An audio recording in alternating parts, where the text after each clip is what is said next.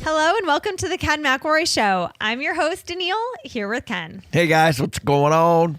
And just so you guys know, we are not currently live. We had to pre-record this because we're actually in DC, where Ken is being nominated for the Horatio Algier Award. That's right. And then after that, we're going to Cabo. Yes, yeah, Mexico after that.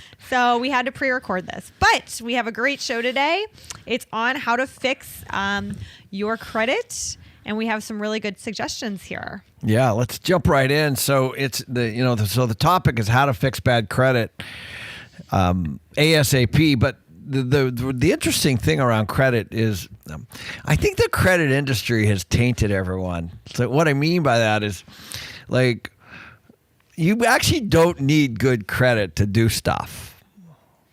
So I know. Oh, okay. This is good. You don't. I'm telling you. You're 100% right. You don't need good credit to do things, but you need good credit to get the best rate on things. I just threw a brick at her. So, for example, I used to work in car insurance. Your car insurance rates go up if your credit score is bad.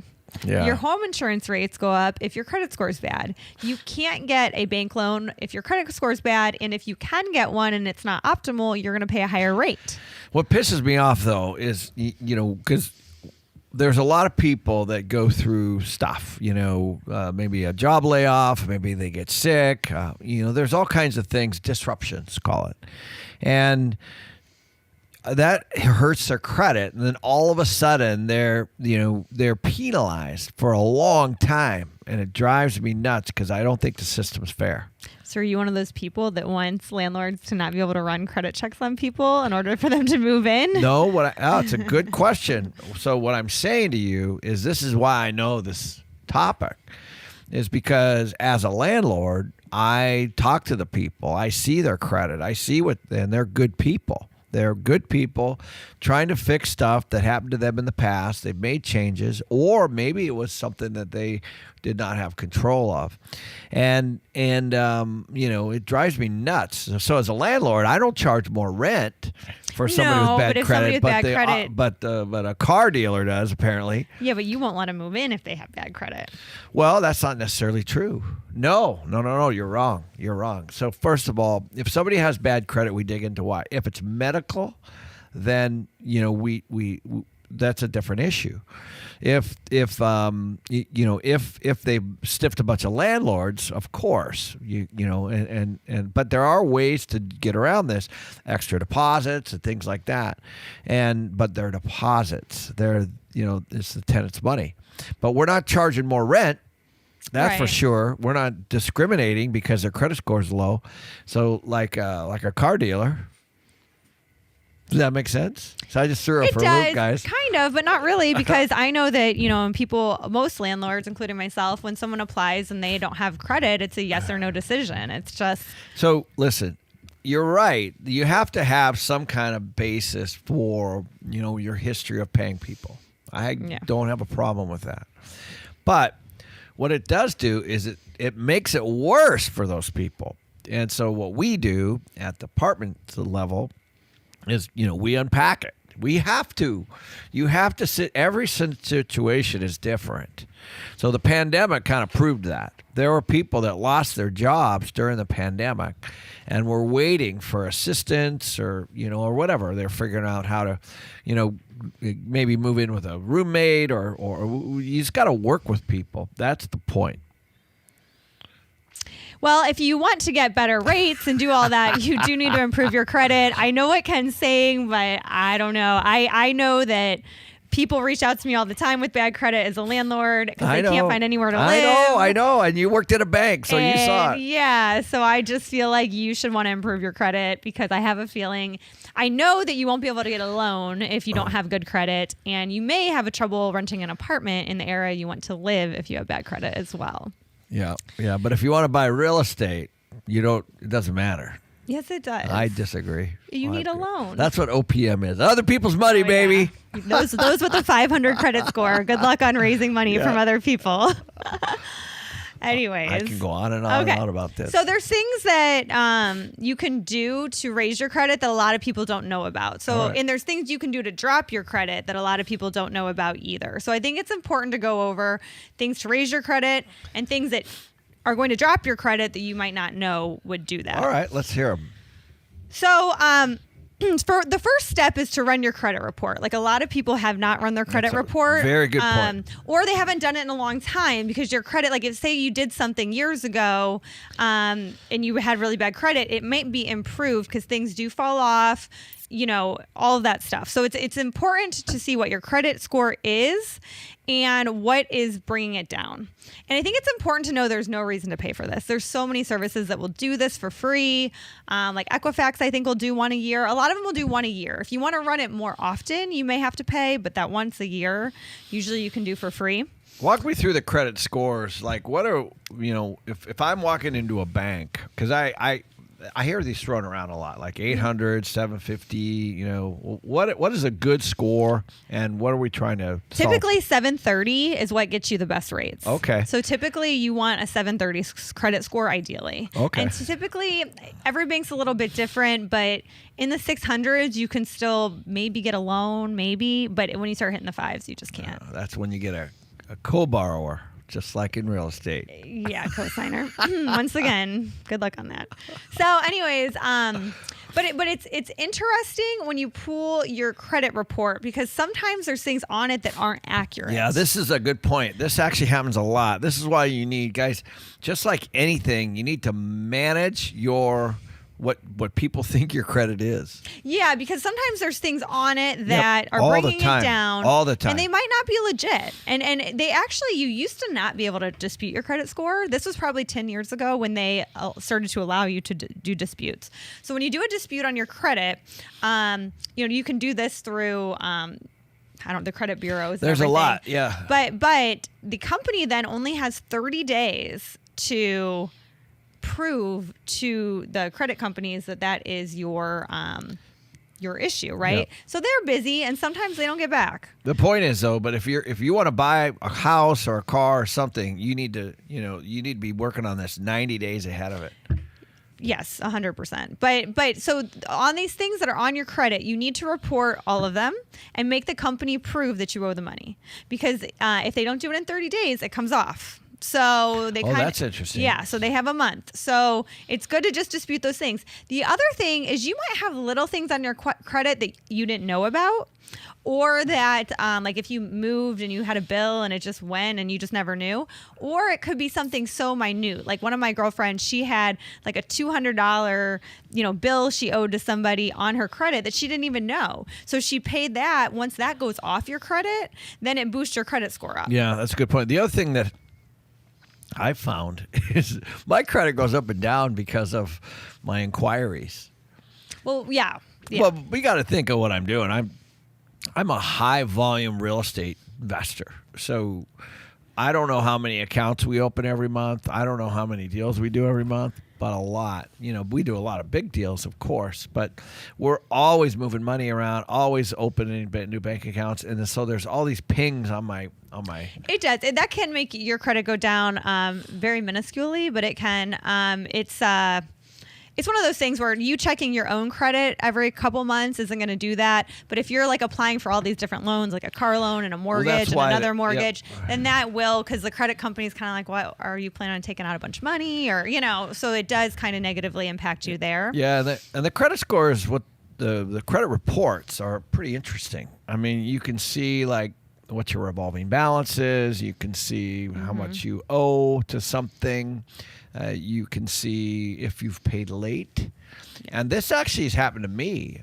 One time when I dug in, I saw that it showed paid late. And what happened was I had, I have plenty of money to pay bills, but the bill that was processed, they didn't actually record the check till late. Right.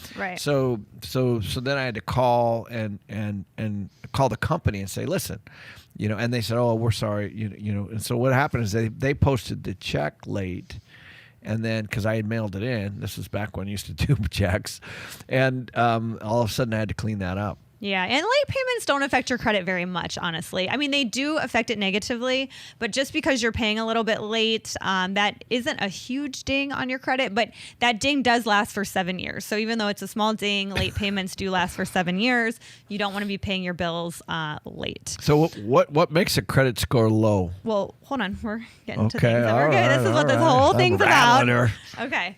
The other thing that can make it lower is if you don't have enough credit. So this is a lot of times with younger people. So if you don't it's good if you're younger to have a credit card, and you should open a credit card. If you have kids and they're 18, you should open them a credit card. Not with a high balance per se, because the balance doesn't really matter, but they need to be using their card and paying it off every single month. Yep. I did this so with they my could kids do it for gas, groceries, Yeah. whatever it Yep. is. You don't want them to get into debt, but you do want them to start to have a balance on their credit card and to pay it every month, because that is going to help them build credit. And so will like putting things in their name. Like when they start to get an apartment, it'll help them build credit. When they start to get a car loan, it helps them build credit. But all these little things are going to help them build credit over time. And it's hard to have a really high credit score when you're in your 20s because you don't have enough credit yet. Until you're probably 25, 26, you've started to go through the process is when you can get a little bit higher of credit. You can get a 730, but you're not going to start getting into the 800s until you're in your late 20s or 30s. Yeah, that's a good point. Yeah. I know when my kids graduated from college, they didn't have credit. Yeah. And so we had $1,000 credit card that they use for things, and they pay it off every month. And it's just all you're trying to do is teach them to be able to pay with something and then pay it off, and pay with something and then pay it off, and that builds credit, and that is important. Yes. So what's really, really bad for your credit is when you have accounts that go into collections. So this really negatively impacts your credit. And this means you were 150 days late on a payment. Typically, you've had collections companies call you. I know that's happened to me when I just didn't know I owed something, and then all of a sudden I get a call from a collection company. Because usually people have like an internal collection company before they send it to an external company. And when you're in the internal collections, it's kind of like your warning. It hasn't went to collections yet, and so you want to catch those things, because once they go to collections, it does really So I own a collections company. Yeah, for the apartments. Yep. So I can talk a little bit about this. So, and by the way, I've gotten letters too. Like I'm sure a lot of you have. I mean, it drives me nuts. It's like you have an unpaid balance of $14.50 from the dentist or something. Like I get these little ones. I'm like, what is going on here? And so there's all kinds of accounting issues that happen, not necessarily from you. Now, some could be from you, but a lot of them aren't necessarily always from you. So it's important that you jump right on anything that's been turned over to collections. And companies have different policies around how collections work. Mm-hmm. So let me give you an example. Let's say you owe something to somebody. Let's say it's $100. And they've tried calling you and maybe tried sending you a letter or something, and you haven't responded, they might turn that over to collections. There are others that just turn it over to collections immediately. Right. So that's what I mean by you're not necessarily knowing. Now, the collections companies also have different policies on how they do things. So what this means is some collection companies will immediately hit your credit reports. Some will wait and send you a letter first and say, if you don't pay or respond, we're going to hit your credit report. So regardless of, and there's nothing we can do or you can do on how people conduct business. But what you can do is the minute that you get something in the mail that says that you owe it, you need to jump all over this. And if for some reason that $100 immediately goes against your credit and you never even knew you owed it, then you need to get all over that right away. Yeah, and something that a lot of people don't know you can do with collection agencies is they want your money because they get paid. They pay for that debt and then they get paid on that debt. You can negotiate with them to take it off your credit score if you pay for it. That's right. So you want to negotiate that. So if you're going to be paying off a collection company, you want to negotiate with them and say, you are going to remove this from my credit score. And then you want to call the bureaus right when you pay it off and let them know I paid off this debt and it should no longer be on my credit report. because, your late payments, I think they make up 35% of your credit score. So you paying on time is 35% of your credit score. So if you have something go to collections, there's no way you can have good credit, and it stays on for, once again, 7 years. That's a long time. So it's going to be really hard with that on there, especially if it's any significant amount of money, to have a good credit score if you have that going on. But before we move on here, the one thing too, this is a pro tip for all of you. The collections companies are typically third-party companies, so they work for, let's say, somebody else that you owe that $100 to. They are commissioned only. Mm-hmm. So they get a percentage of what they collect. The traditional number is around 50%. So let's just say, going back to that $100 example, let's say that the $100 you owe to somebody else, and the collections company, their number's 50. If they collect $100, they get 50, and then they send their client 50. So that's how the system works. Now, the cool part about it, if it is cool, the collection company also has the leeway to be able to negotiate, to your point. Mm-hmm. So you might be able to say, listen, I can pay you $75 and get rid of this today, and they can take that. So, or I can pay you $50, and they can make the decision to take that. And also, now you've negotiated that balance down. This happens all the time. Well, in medical, right? Yeah. You do this, right? Yeah, I've done this before with medical bills. A lot. Mm-hmm. And this is really the industry that's killing most people, in my opinion, is the medical industry, for credit. And because these things are they pop up all the time. I mean, it's happened to me. So there is some leeway there, and also most collection agencies, they don't turn your stuff over to a credit bureau right away. Mm-hmm. This is so you have a window, is my point. So the company itself is tired of dealing with let's say these accounts payables, so they turn them over to someone else. And there are, some companies take this on themselves. Others turn it over to other third-party companies. They really don't want to ruin your credit. They just want their money. Yeah, they don't. They're not trying to. Their business is to do whatever they're doing, not necessarily to chase people for balances. So this is a pretty big industry, and the point is if you owe something or you don't think you owe something, you need to handle it. It's not going to go away, because if it does make it to your credit score, it's going to affect your credit bureau. It's going to affect your credit score. Yep. So something else that people do that they don't realize impacts their credit score is their debt to income. And that's 30% of your credit score. So how much debt you have to how much income. And this includes student loans, and that really hurts people. This includes credit card debt. It includes car loans, anything. So, if you have $100,000 in debt, but you only make $50,000 in income, it can be problematic.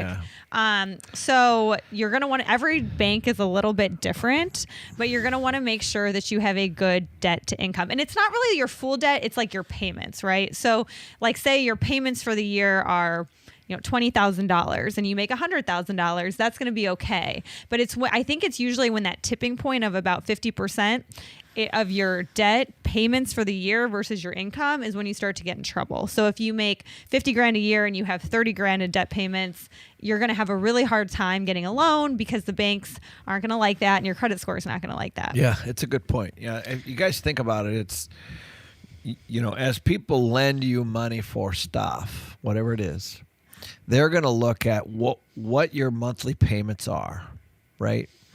So just another pro tip here, if you have some high credit card balances, let's say, with high interest rates, 20%, 18%, 15%, you need to get those paid, because probably a lot of people are just basically paying the monthly payment and their revolving balance is not changing. Yes. So let's say you have $30,000 or $40,000 in credit card balance, and you're paying 18 or 20%. It's a lot of money every month. So you probably are just covering the interest. You're essentially paying that credit card company interest every single month and not paying down principal.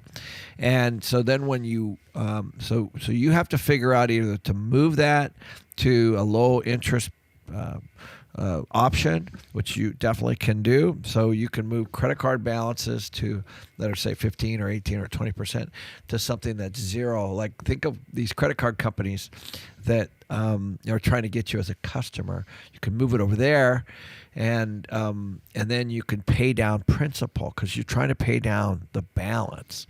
And so a lot of times people are just paying that interest. Yeah, and a couple pro tips, from working at the bank on credit cards is you never want to close credit cards you've had for a long time. That really hurts your credit. So I was working with this lady, and she had like a 750 credit score, and we're getting at the bank. We're ready to wrap up the loan, and all of a sudden we go to wrap it up, and they run the credit one last time, and her credit score dropped, and we couldn't do the loan. And I said, wow, why did your credit score drop? And after chatting with her, she's like, well, I closed a few credit cards because, I'm trying to consolidate everything, because we were taking some of her credit card debt and putting it into a mortgage. And because she'd had those credit cards for a long time, it dropped her like 20 points. So you never, ever want to close credit cards you've had for a long time. The ones you've had, for 10 plus years, you just don't want to close them. It destroys your whole credit history, essentially. That's a good point. So this happened to my mom. Yeah. So what happened with my mom was, she was banking at a small community bank, and my sister started helping her with her finances. So they went to a larger bank that was more statewide, actually national bank, national type bank. So my mom moved her account over to this other bank and then applied for a credit card, and they said no. I was like, she goes, I can't believe it. They're not giving me a credit card. And then she was in the process of closing her other account. And she had a credit card on that one forever. And she's like, I just don't understand it. I said, Mom, do not get rid of that credit card that you have already. Keep that until you get one at this new bank. And it's just because we changed bank accounts. It's the same person, same financial statement, same balance sheet. Yeah. My mom, of course, has a home that she owns free and clear, and she's on fixed income and all that, but her expenses are hardly any. And they said no. Yeah, and it's not even just that. Like that's a good point too. Just because you have a credit card with a new relationship with a bank, but also because that's your credit history. So you had a card since you were 20 and you're 50. You're essentially deleting 30 years of credit history by stopping that card. Now, if it's like a JCPenney card or a Target card, like those are different. Those aren't really as much as like your big Visas and MasterCards. And then another pro tip though is you do want to lower the available balances. So the bank does look at that. Like if you have 5 cards with $20,000 credit limits, the way the bank looks at it is you could go out tomorrow and put $100,000 on credit cards. Okay. So what is good, instead of closing them, is to reduce your balance. So what's like the minimum balance? So I have credit cards that I no longer use. I don't close them. I just say, what's the minimal balance I can move these to? And it's usually like $1,000 or $2,000. And you kind of got to maintain it, because then the bank will always send you like, hey, we bumped your credit limit up to $5,000. Congratulations. Yeah, they always want you in debt. You got to call and be like, I actually want this back down to $2,000 or whatever the minimum is. And I have credit cards that I have canceled that I've had for 5 years or a few years, but not right before I do a loan. And also, but just not the ones that I've had since I was in my 20s. Those ones you just have to keep forever. And then the last thing that we have to focus on is bankruptcy and foreclosures. Yeah. So those are going to obviously really affect your credit from 7 to 10 years.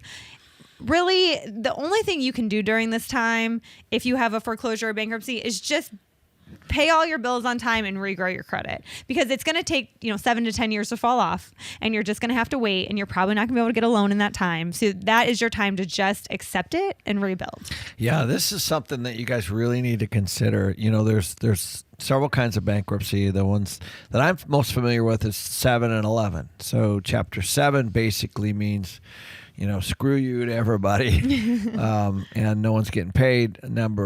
Chapter 11 is a little different. It's more of a reorg.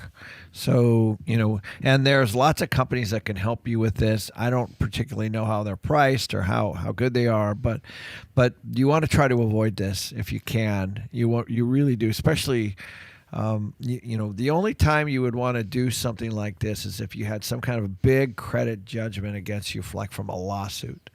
And that's when we see it mostly at the business level. But at the personal level, and I know, and one of the things that's driving me nuts right now is some of these incredible kids come out, these smart kids with all this debt, this student debt.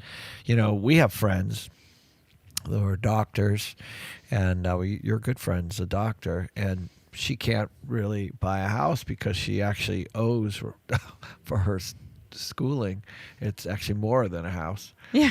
It's nuts. She does. Yeah. And that is one of the things that people that go to college don't realize. If your kids are taking on college debt, it will affect their ability to get a loan in the future. And that's why a lot of these millennials are having trouble buying. Yeah. Because if you have a lot of debt to income, Yep. the bank's not going to lend to you. They're just not. School's a business, guys. Education is a big business, and they financed you through, I think it's Sallie Mae, or student debt.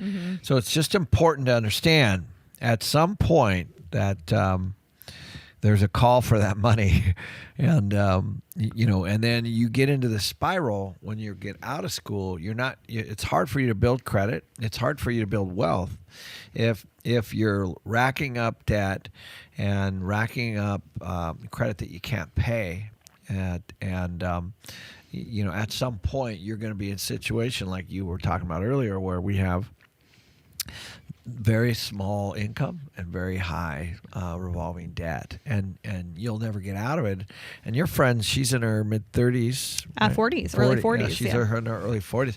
She's a doctor. Yeah, $300,000 in student loans. Yeah, and it's been that way for a long time. Well, her balance is actually going up versus down, because when you pay the minimum payments, it actually. Oh no. Yeah. Yeah. So just an FYI, and so there's obviously education is huge, and we have to embrace it. But if you're financing it, just be very careful or have a way. I had 4 or 5 jobs through college, just to try to pay down my student debt. So Yep. It affects you more than just that minimum payment. This was a good topic. It was. We should maybe do a full video on that last part. We should bring somebody in from our collection company. Yeah. And we'll do that. We'll do another one on this topic. But anyways, make sure you check out the webinar on April 18th.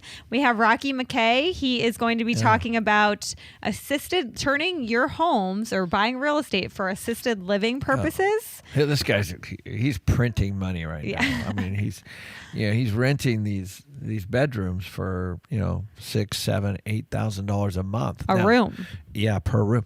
Now, there's a business around it, so you're not going to want to miss this one, because this is a great way to monetize single-family housing. Well, and a lot of people are doing Airbnbs right now, and this might be a different option that they maybe haven't thought of. Yeah, it is a different option. It's I've seen people doing it, and it's interesting because as you guys know, we have an aging population, and the baby boomers are retiring at I think 50,000 a day.